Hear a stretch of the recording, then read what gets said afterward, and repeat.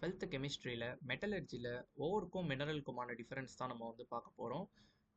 So இது ஒரு ரொம்ப ஈஸியான கொஷின் கூட சொல்லலாம். ஏன்னு கேட்டிங்கன்னா மெட்டலர்ஜியோட ஃபண்டமெண்டல்ஸ் பார்த்தீங்கன்னா இதுதான். ஸோ மெட்டலர்ஜினா என்ன? மெட்டலை பற்றி படிக்கிறது. ஸோ அப்போ மெட்டலை எப்படி எக்ஸ்ட்ராக்ட் பண்ணுறது, எப்படி நம்ம வந்து அதை ரிஃபைன் பண்ணுறது, இது எல்லாமே நம்ம வந்து படிப்போம்.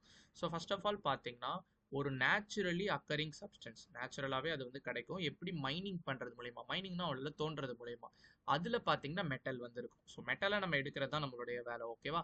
அந்த மெட்டல் ஒன்று வந்து தனியாக மெட்டலாகவே இருக்கலாம், ஃப்ரீ ஃபார்மில் இருக்கலாம். ஸோ உதாரணத்துக்கு அயன் வெறும் Fe தனியாகவே இருக்கலாம். அப்படி இல்லைனா இந்த ஃபார்ம் ஆஃப் காம்பவுண்ட்ஸில் இருக்கலாம், like iron metal oxide, metal sulphide, இது மாதிரி. ஸோ அதாவது பார்த்தீங்கன்னா இதுக்கு பேர் தான் மினரல். ஸோ ஜென்ரலாக மினரல்னு கேட்டால் இதுதான். அப்போ ஓர்னா என்னன்னு கேட்டிங்கன்னா, ஓரும் பார்த்தீங்கன்னா ஒரு மினரல் தான், ஆனால் அதில் அதிக பர்சன்டேஜ் ஆஃப் மெட்டல் கண்டென்ட் இருக்கும். ஸோ ரெண்டாவது இது பாருங்கள், minerals that contains a high percentage of metal from which it can be extracted conveniently and economically are called ores.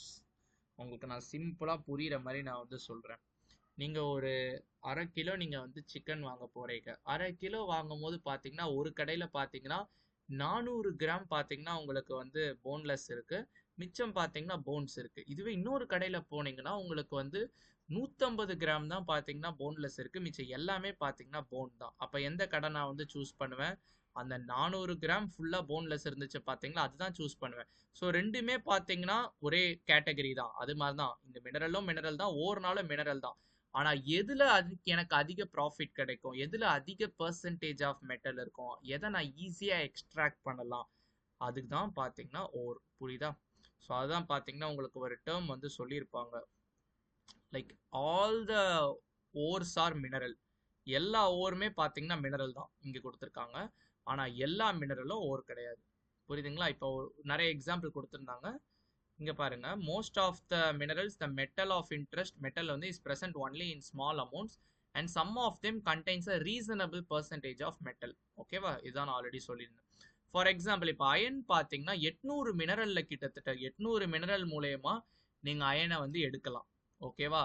அதில் பார்த்தீங்கன்னா சில இதுதான் பார்த்தீங்கன்னா ரீசனபிள், அது கொடுத்துருக்காங்க பாருங்க, ஹெமைடைட், மேக்னடைட். ஸோ இந்த மாதிரி இருக்க சில மினரல்ஸ் மூலயமா தான் நம்ம வந்து ஈஸியாக வந்து எடுக்க முடியும், அதாவது high percentage of iron. So ஓரில் பார்த்தீங்கன்னா ரெண்டு விஷயம், ஒன்று ஈஸியாக எடுக்க முடியும் கன்வீனியண்ட்டாக, இன்னொன்று பார்த்தீங்கன்னா எக்கனாமிக்கலி.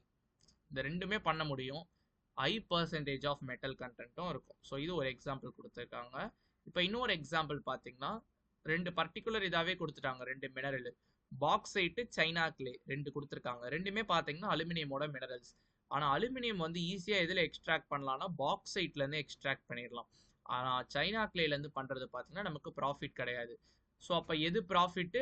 பாக்சைட் தான் ப்ராஃபிட். அப்போ அதுதான் பார்த்தீங்கன்னா ஓர். hence the mineral bauxite is a ore of aluminium while china clay is not.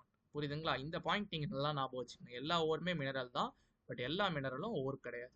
புரியுதா? ஸோ இதான் பார்த்தீங்கன்னா mineral and ore, very very fundamental concept இந்த மெட்டலர்ஜியை பொறுத்த மட்டும். ஓகேவா? பாய்.